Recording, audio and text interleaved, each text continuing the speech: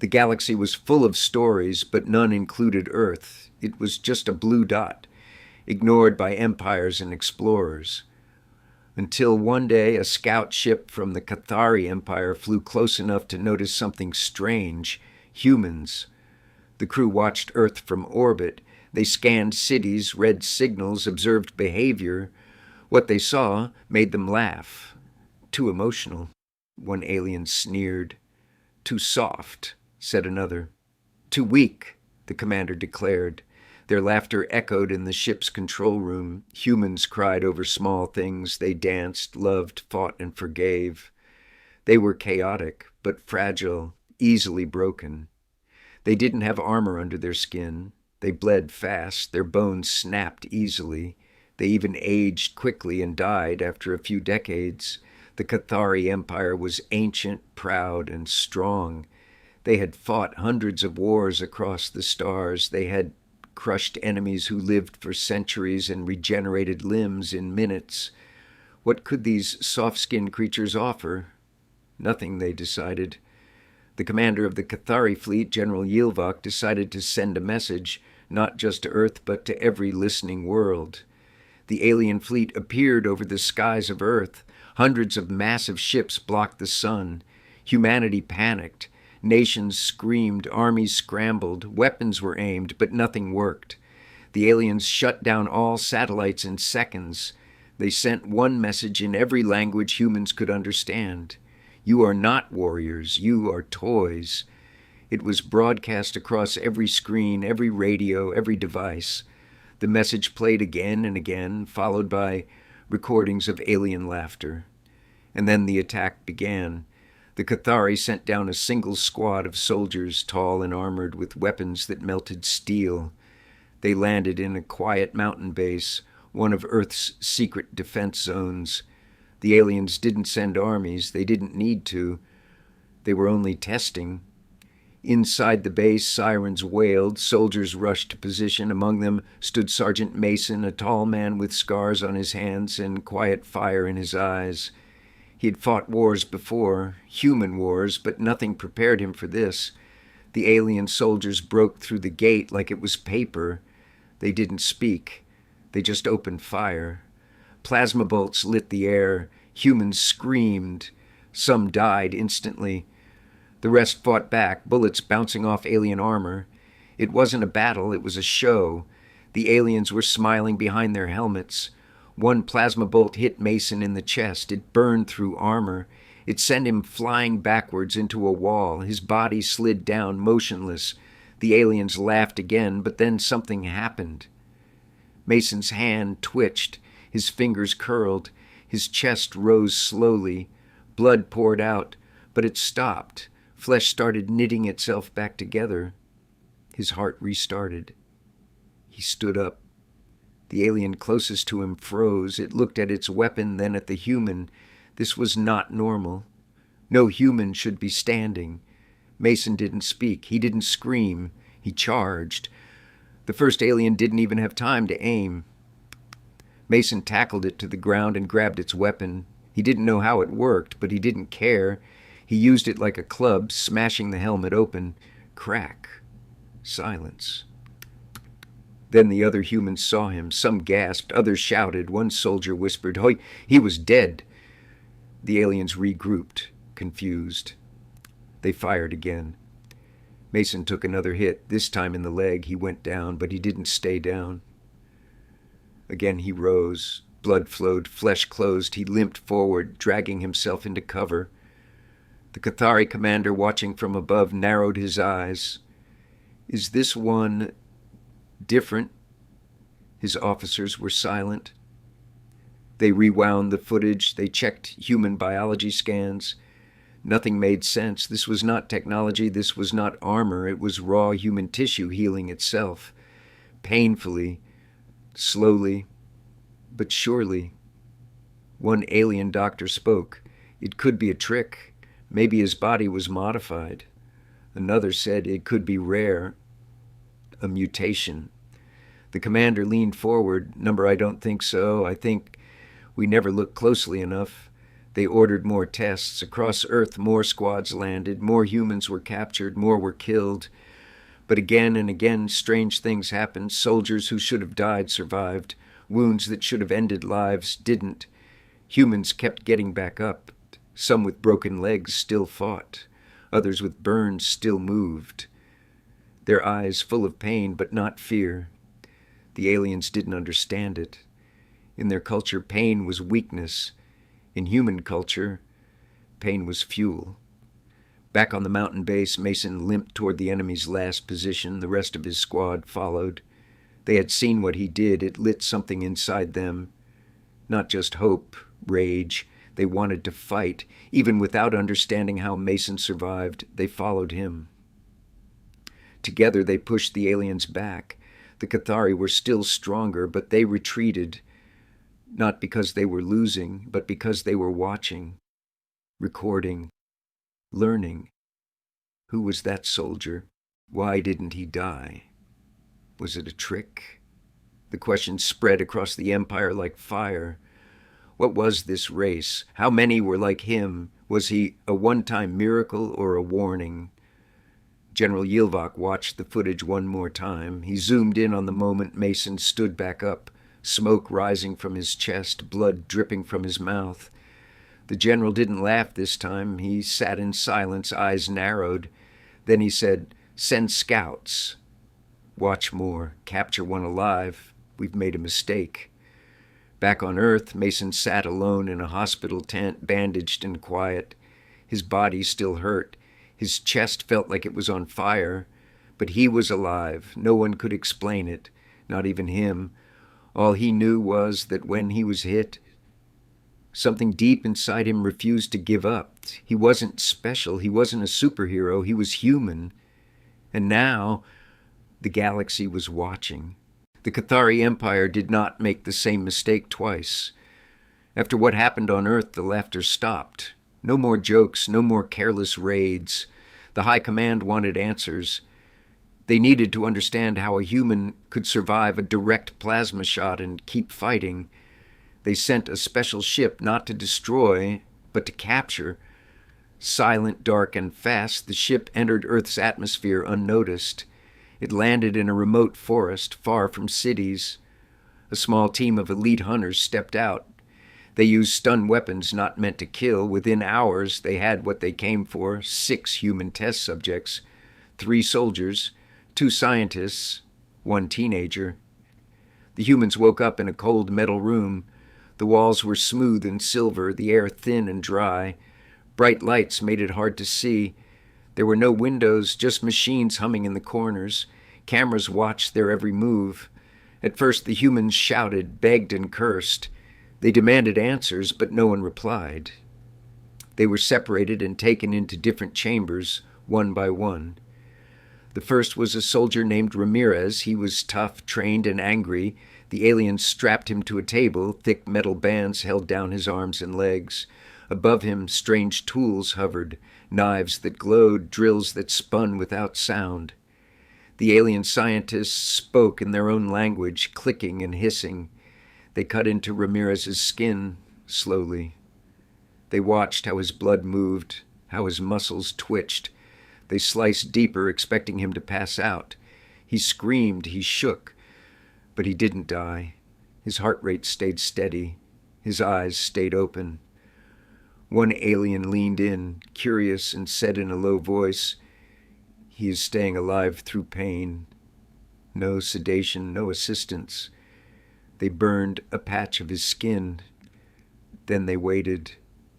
5 minutes later, it began to heal. The scientists leaned closer.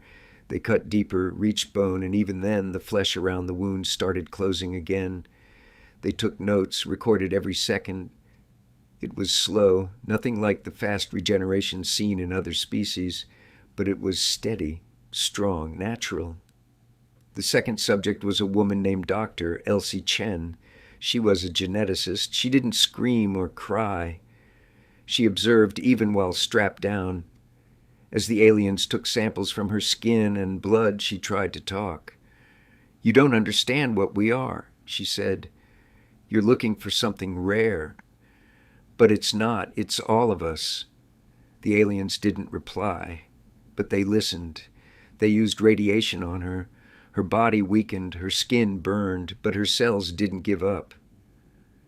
Under the microscope, her blood was alive, fighting, rebuilding. An alien scientist, old and experienced, stepped back from the table and whispered, "They are regenerating. Even the brain." The room went quiet. If it was true, if the human brain could recover from damage, it would mean something impossible. Memory would return, identity would stay intact. Most species, even advanced ones, could not survive brain injury without losing themselves. Now, the aliens were scared. Was this natural, or were humans hiding something? The teenager, Sam, was next. He had no training, no science knowledge, just a 16-year-old boy who liked music and hated being alone. They hurt him, too. Not as much as the others, but enough to see. His skin bruised easily, but healed fast. His fear was real, but underneath it was something strange. When they tried to inject a poison to test his blood's response, his body rejected it. His temperature rose. His veins glowed faintly. The poison burned out of his system in seconds. That had never happened before, not in any species they studied. The chief alien scientist, named Velzar, brought all the data to the ship's commander. "They are not enhanced," Velzar said. "Not with machines, not with drugs. Their regeneration is natural." The commander frowned. "Then why now? Why didn't we see this before?" Velzar hesitated. "Because they don't heal when they are safe. They heal when they are dying. Something inside them wakes up." The commander didn't understand. Velzar continued. "Pain is the key. Trauma unlocks it. The more they suffer, the stronger their bodies fight back.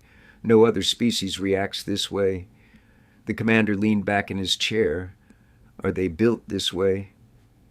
"Maybe," the scientist said. "Or maybe it's evolution. Maybe they've been fighting their whole lives and didn't even know why." More tests followed. Bones were broken and regrown, eyes damaged and restored. Even the heart, once stopped, started again with enough time.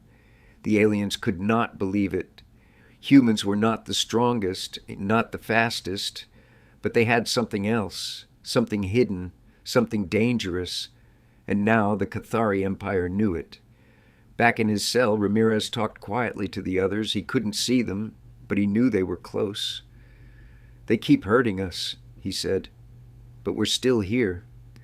Elsie replied, voice calm, "They thought we were soft." Sam whispered, "Are we going to die?" There was silence for a moment. Then Ramirez said, "No. They're the ones who should be scared." And meanwhile, alien leaders watched the recordings. The Emperor himself viewed the footage of Ramirez's skin growing back over burned muscle. He watched Dr. Chen's brain activity recover after shock. He saw the teenager survive poison that should have killed anything with a pulse. The Emperor turned to his council. "Have we made a mistake?" one advisor said. "We have mocked them. We saw only weakness, but they are not weak." Another said, "They don't die like they should." A third whispered, "What if pain makes them stronger?" The Emperor stared at the screen. Ramirez was now standing, breathing heavily, fists clenched. His body was covered in scars, new and old, but he was still alive, still fighting. And in that moment, something shifted. The Cathari Empire, once proud and sure, now had doubt. Were humans just lucky? Or was this something bigger? Were they born for this? Built for it? Or were they becoming something new? The tests stopped. Not because they were done, but because the aliens didn't want to know what would happen next. They had seen enough. Enough to fear what Earth might become, enough to wonder what they had truly awakened. The humans, broken but unbent, were placed back into cells. They were watched, studied, guarded, but in the shadows of the ship, some aliens began to whisper. "They are regenerating. even the brain, and maybe, just maybe, they were never supposed to. Inside the Cathari research ship, the atmosphere had changed. The laughter was gone. The arrogance had turned into silent curiosity and fear. The experiments so far had revealed something unexpected. Humans could regenerate. They could survive pain that would kill others. But now the scientists wanted to explore something deeper, not just the body, the mind, the emotion. Captain Velrax stood before the observation window, his eyes fixed on a new subject. The soldier's name was Marcus Hale. Strong, quiet, and dangerous, he had survived every test. Cuts, burns, toxins, his body healed. But what fascinated the Cathari now was not his flesh, it was his silence. Velrax spoke to the lead scientist. "We've seen their limits, now let's see what happens when we push past them." "How far?" the scientist asked. The captain's voice was cold. "Break him." In the cell next to Marcus was another human, Private Lee, younger, cheerful, always talking. He had become Marcus's friend during the long days of captivity. They couldn't see each other, but they talked through the wall. Lee's voice kept Marcus sane. One day, their conversation stopped. Marcus called out, "Lee, you good?" No reply. He waited, called again, still nothing. Then a voice echoed through the room, cold, mechanical. "Subject Marcus Hale, prepare for observation." A panel in the wall slid open. A screen lit up. Marcus saw Lee on the other side of the glass, strapped to a table, eyes wide with fear. Two Cathari scientists stood nearby, holding sharp tools. Lee was screaming something, but the sound was off, muffled. Marcus pounded on the glass. "What are you doing?" Velrax's voice came through the speaker. "This is not a test of pain. This is a test of connection. We want to see what breaks you." "No," Marcus shouted. "Leave him alone." But the aliens didn't stop.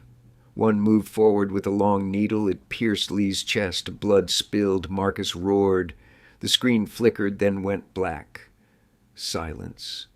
For a long moment, Marcus didn't move. His hands trembled. His head dropped. He whispered, "You didn't have to do that." His heart rate began to climb. Sensors beeped. Muscles tightened. Pupils shrank. Brainwaves shifted. The scientist leaned forward. "He's changing." Marcus stood up slowly. His breathing grew louder. He clenched his fists until his knuckles turned white. His eyes, once full of sadness, were now cold, empty. One scientist said, "He's not showing anger." Not like before. Velrax watched closely. "This is not anger. It's something worse. It's instinct." In the cell, Marcus exploded. He grabbed the metal bed frame and ripped it from the ground. With a roar that echoed through the halls, he slammed it into the door. Sparks flew, alarms blared, guards rushed to contain him, but he didn't stop. Two Cathari soldiers entered, plasma rifles raised. "Stand down!" one barked. Marcus didn't even blink.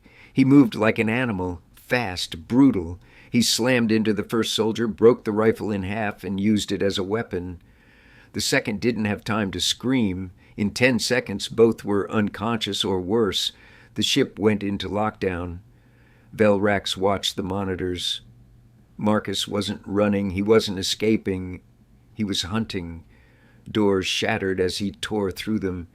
He didn't care about pain. Burns from plasma shots slowed him, but only for moments.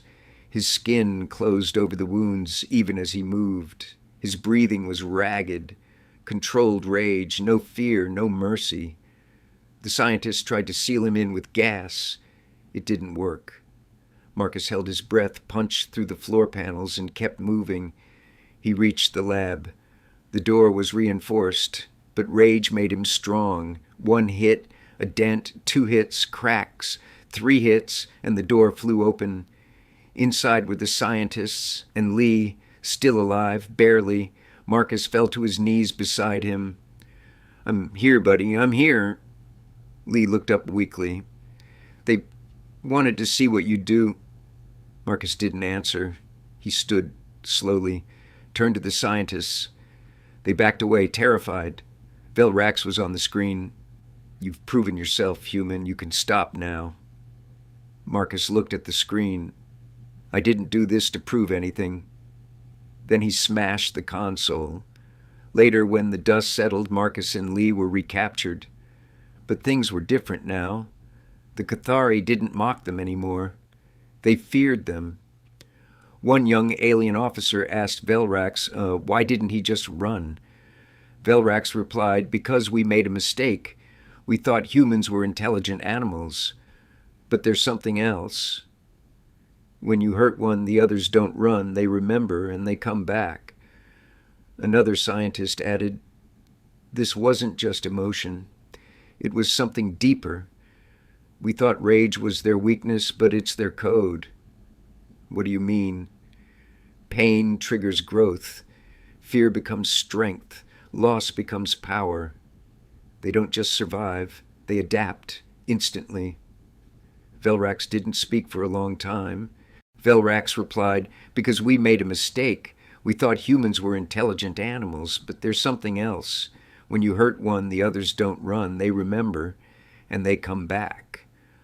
Another scientist added, "This wasn't just emotion. It was something deeper. We thought rage was their weakness, but it's their code." "What do you mean?" "Pain triggers growth. Fear becomes strength. Loss becomes power. They don't just survive. They adapt instantly." Velrax didn't speak for a long time. Finally, he said, "They are not like us. They are worse. Because when a human truly loses control," he looked at the broken doors, the ruined lab, "they become more than human." And somewhere, deep in the cells again, Marcus sat next to Lee.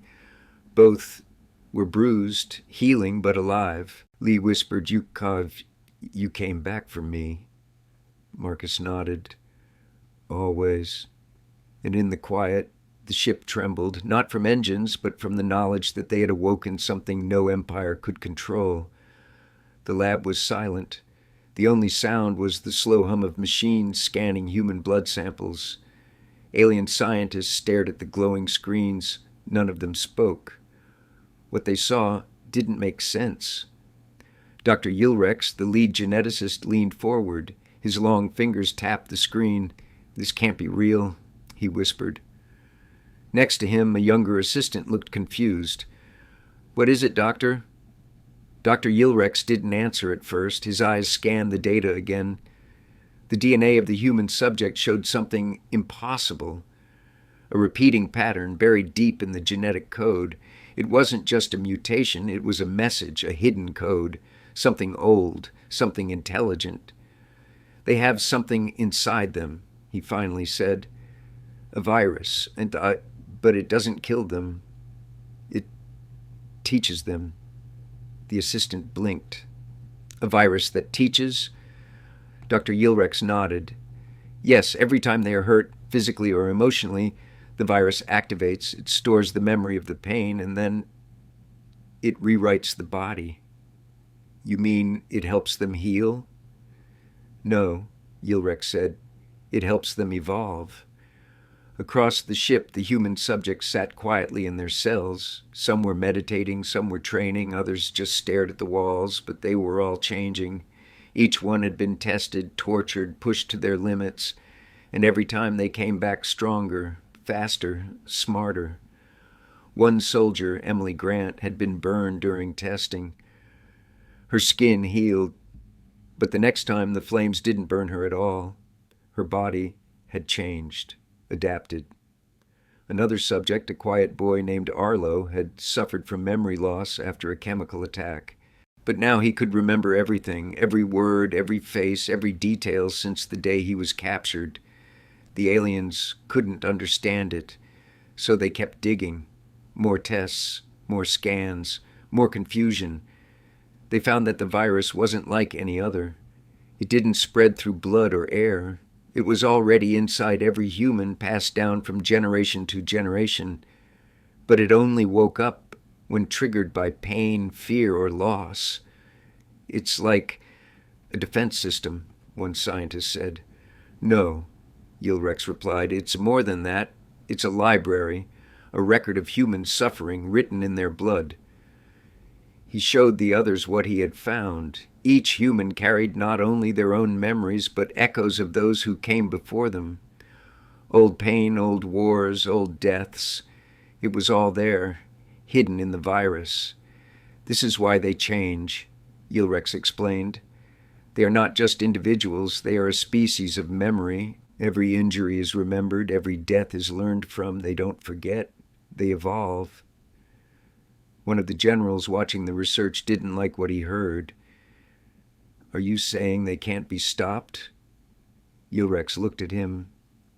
I'm saying we might be too late. The general left the lab without another word.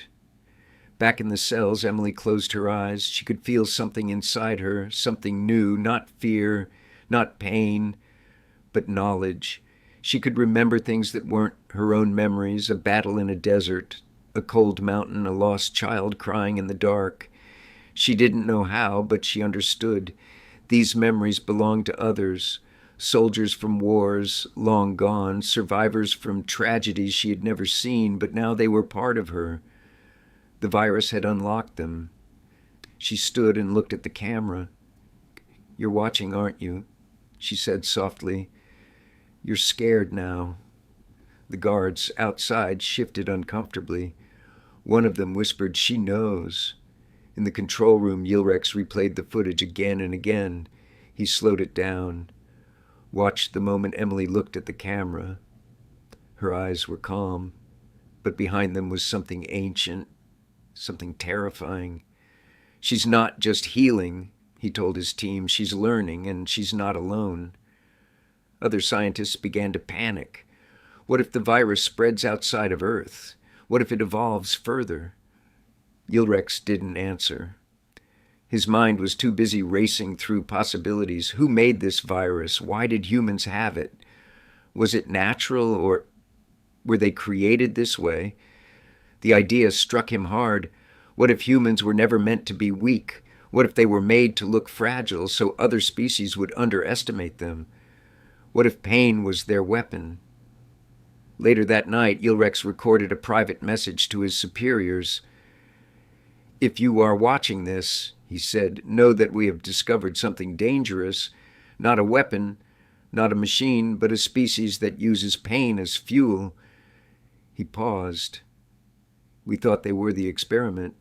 Now I believe we are. In her cell, Emily opened her hand. The small scar had disappeared, but in its place was something else, a strange mark, faint, like a symbol burned into her skin from deep inside. She didn't know what it meant, not yet, but she knew this. The more they tested her, the more they taught her, and one day they would regret everything. On the observation deck, Yilrex stood alone. He watched Earth in the distance, glowing softly in the black void of space. They look fragile, he said to himself. Then he shook his head. But they are not. Behind him, a new report arrived on his screen. A human subject had just survived complete brain death and was now awake, speaking, remembering everything. Yilrex turned around slowly, his eyes wide with fear. They don't die, he whispered. They remember. And somewhere deep in the ship, the humans waited. Not for rescue, not for revenge, but for evolution. The alien station floated in orbit around a red moon, calm and silent. Inside, the crew of the Varnak Empire moved like machines, precise, cold, confident. They had no fear. Why would they? They had crushed dozens of worlds. Earth was just another. But then the lights flickered. A low alarm echoed through the hallways. At first, no one panicked. Systems failed sometimes. It wasn't unusual. Then the explosions began. 3 outer decks went dark. The security feeds vanished.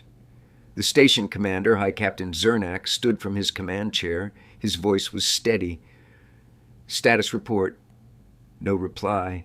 He tried again. What is happening? A junior officer, shaking, looked up. Sir, humans, a boarding party. Zernak froze. Impossible. That section is sealed. We would have seen another explosion, closer this time. He looked at the screen. A single human ship had approached the station minutes ago, small, slow, barely armed. It had no chance, but it had gotten close enough. And now it was gone, broken into pieces. But the humans weren't gone. They were inside, a dozen at most. Light weapons, no armor. Their oxygen would run out in minutes. They won't last long, Zernak said. But he was wrong. In Corridor 7, 2 alien guards raised their plasma rifles as the first human appeared. He looked like any other soldier, face covered in blood, one arm hanging useless, burns across his chest. He should have fallen. He didn't. He charged. The aliens fired. Plasma bolts hit the human's body. Smoke and blood filled the air. But the human didn't stop. He screamed, not in fear, but in rage. He tackled the first guard, slamming him into the wall, crushing his armor. The second guard tried to back away, but another human dropped down from the ceiling, knife in hand. The fight lasted seconds. Then silence. "They're not fighting like soldiers," one alien technician whispered into the comms. "They're fighting like beasts." More humans poured into the lower decks. Some limped, some bled. One had a shattered leg but still dragged himself forward, firing with one hand. "They're broken," said a panicked voice. "They should be dead." But they weren't, and they kept coming. Zernak watched the feeds with growing fear. "How many are there?" 12, no, 10 now. 2 confirmed dead. "Then why does it feel like 100? He snapped. "They don't stop." By now, half the station was offline. Security bots tried to fight back, but the humans moved too fast. They used smoke, darkness, and confusion. And pain. So much pain. They walked through fire, ignored wounds, laughed in the face of death. One human, tall, scarred, eyes glowing with something unnatural, walked into the command hall on the lower level. 6 aliens waited. He had no gun, just a steel pipe and a torn uniform. They opened fire. The pipe dropped. So did the human. But then he stood back up, burned, shaking, still alive. He picked up the pipe again and smiled. 10 seconds later, the room was his. Zernak ordered full lockdown, but doors refused to close. Systems failed one by one. "This was supposed to be impossible," he muttered. "They're just humans." But even now, deep inside, he knew that word no longer meant weak. It meant something else now. It meant unstoppable. He turned to his last officer. "Where are they headed?" The officer checked the map. "Command Corps, they're coming for you." Zernak swallowed hard. In the hallway outside, footsteps echoed. Slow, steady. The remaining humans walked toward the command center. There were 5 left. One had no weapon. One carried the body of a fallen teammate. One dragged a broken foot. But they all moved forward. They weren't just fighting to win. They were fighting because their kind had been hurt. Their planet had been mocked. Their bodies had been tortured, and they would not forget. Inside the command center, Zernak held his plasma blade. His hands shook. "They should be dead," he whispered. "Why are they still coming?" The doors exploded inward. Smoke filled the room. The humans stepped in, eyes glowing with purpose. "We told you," said the scarred leader. "We're not like the others." Zernak attacked.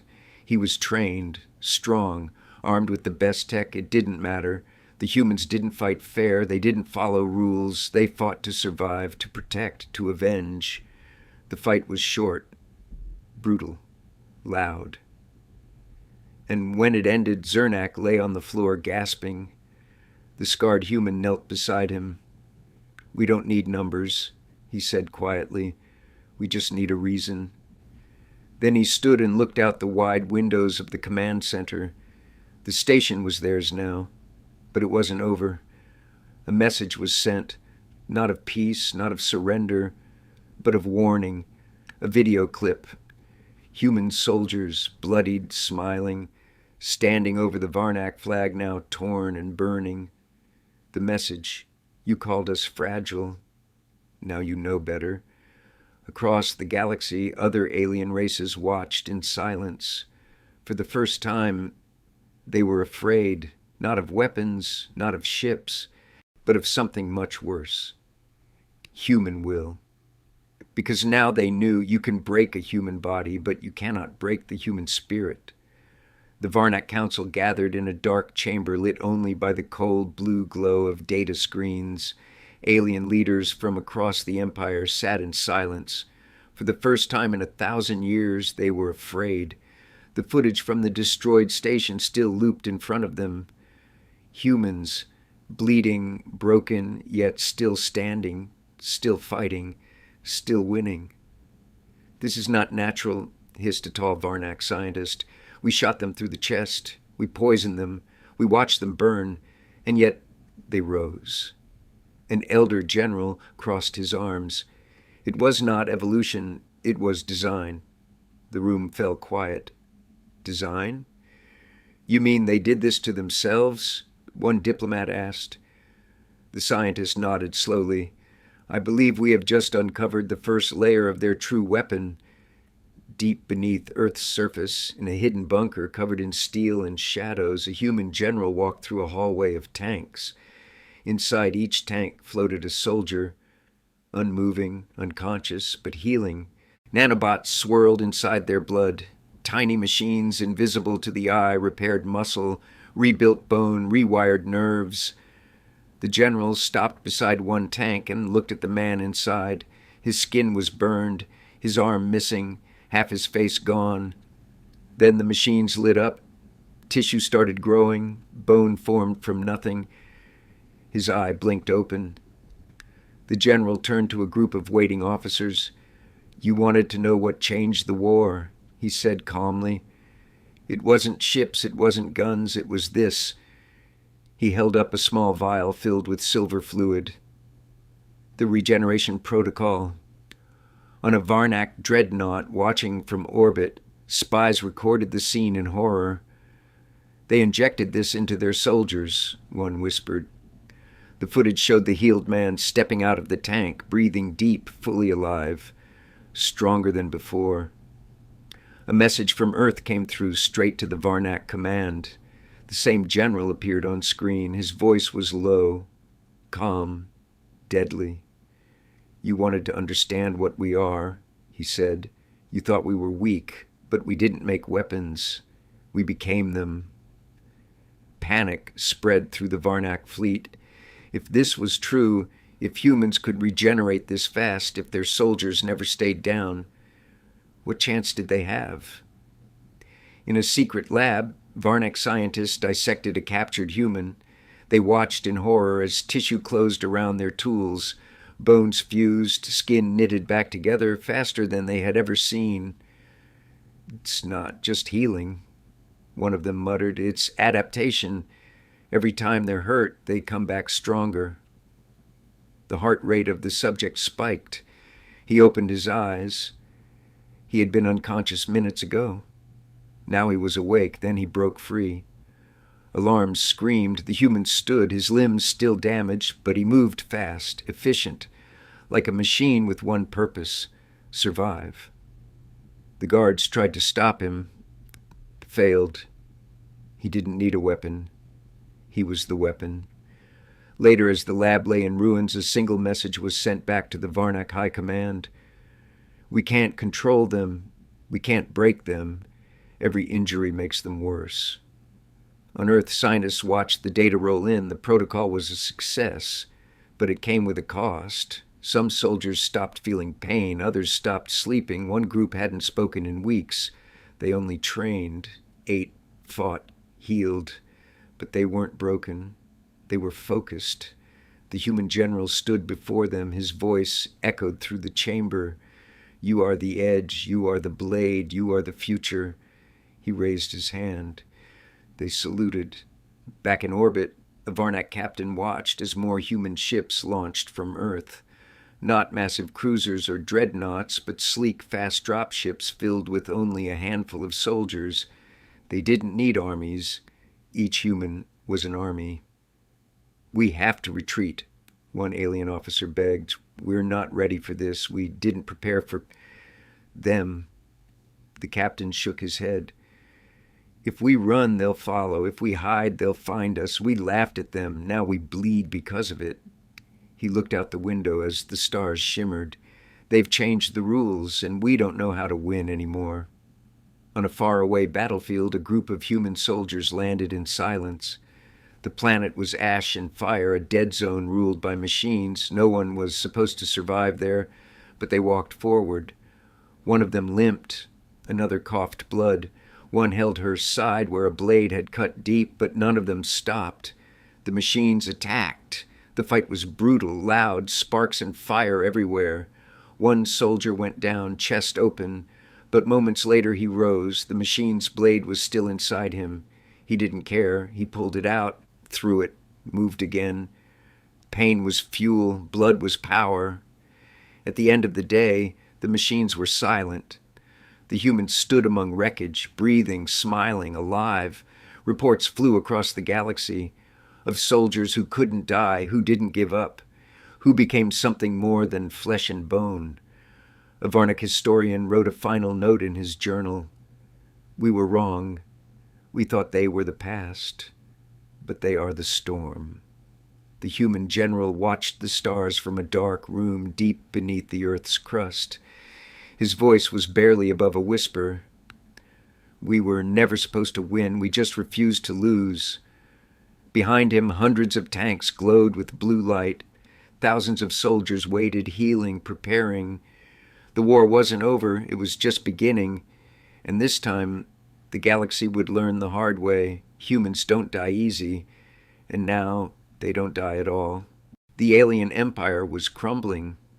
Once mighty and full of pride, their ships now moved slowly through space, retreating to the farthest corners of the galaxy. The stars that once seemed endless now felt like they were closing in. The laughter had stopped. The mocking had ended. The galaxy had learned one simple truth. Humans weren't fragile, they were unstoppable. On a distant station high above a dead world, the alien commander sat in a darkened room. The air felt thick, heavy with defeat. The once powerful empire that had swallowed planets was now staring at the ruins they had made. A Varnak general stood in front of the council, his face tired, his body marked by battle. He had seen the destruction. He had seen what humans could do. "They didn't break," he said quietly. "They never broke." The council looked at him, their eyes filled with fear. Fear of the humans they had underestimated. Fear of the unstoppable force that had grown from a species they had thought weak. "They didn't fight like we expected," the general continued, his voice shaking. "We tortured them. We tested them. We pushed them to the edge, and they didn't break." The council remained silent, their faces grim, unable to look away from the man before them. The images of destroyed ships, fallen soldiers, and the burning remains of countless worlds haunted their minds. The general's voice was heavy as he spoke again. "I watched a soldier stand after being shot. His body burned, his bones cracked, and yet he rose. He rose like he was made of something else, like he was made to endure, and that's what they all did. They endured, and then they came back stronger." The room was silent, each member of the council struggling to understand what they had seen, what they had witnessed. "Why didn't we see it?" one council member asked, his voice hoarse with disbelief. "Why didn't we see how strong they really are?" "Because we didn't want to," the general replied. "We thought we were superior. We thought we could break them with our weapons. We thought we could break them with our power. But we were wrong." He paused, looking down at the floor as if the weight of his words was too much to carry. "We underestimated them," he whispered. "We underestimated a species that had nothing to lose." The council's eyes turned to the large window overlooking the black void of space. Outside, the stars were distant, cold. The empire they had built was retreating, falling apart, piece by piece. They could still hear the hum of the ships as they slowly moved farther away from Earth. The fear, the helplessness was suffocating. "We never thought they would fight back," the general said, his tone more forceful now. "We thought they were fragile. But that's the lie we told ourselves. We called them weak. We thought their emotions were a flaw. But we were wrong. It wasn't a weakness. It was their strength." Another council member stood, his hands clenched into fists. "We didn't prepare for this. We didn't prepare for a species that could regenerate, that could fight through pain, that could push past their limits. We thought we could crush them under our boots, but instead they rose up. They fought back." The general nodded. Yes. And now the galaxy will never be the same. The Varnak Empire had fallen back. The galaxy, once full of their fearsome power, was now full of whispers. Whispers about the humans who had fought, who had survived, who had refused to be broken. No longer were they seen as fragile, as weak. They were something else now. Something to fear. "They are unstoppable," the general said, his voice filled with a mixture of awe and terror. "That's what they've shown us. That's what they've become, and now we have to live with it." The room was still. The weight of his words settled in like a stone, heavy and unmovable. The council could no longer deny it. The humans had won. They had shown the galaxy that their strength didn't come from their weapons or their ships. It came from their spirit, from the fire that burned inside them, the will to survive, to fight, to never stop. Outside the council room across the galaxy, the humans prepared. They gathered in the shadows, their numbers growing. They were ready for what came next. They knew the war wasn't over. They knew that the galaxy had seen their strength, but they also knew that some would come for them. Some would try to finish what the Varnak had started, but the humans would be ready. They always were. The last message sent from Earth to the stars was simple yet powerful. "The day you underestimated us," it said, "was the day you lost. We are not fragile. We are unstoppable." And in the vast, empty silence of space, the words echoed. Every empire in the galaxy heard it. Every species that had ever thought of humanity as weak, as fragile, as nothing more than toys, now knew the truth. They had just woken up the beast, and the galaxy would never be the same. For the humans had learned the one truth that had always made them different. They never quit, and now the universe would fear them. They weren't fragile, they were unstoppable.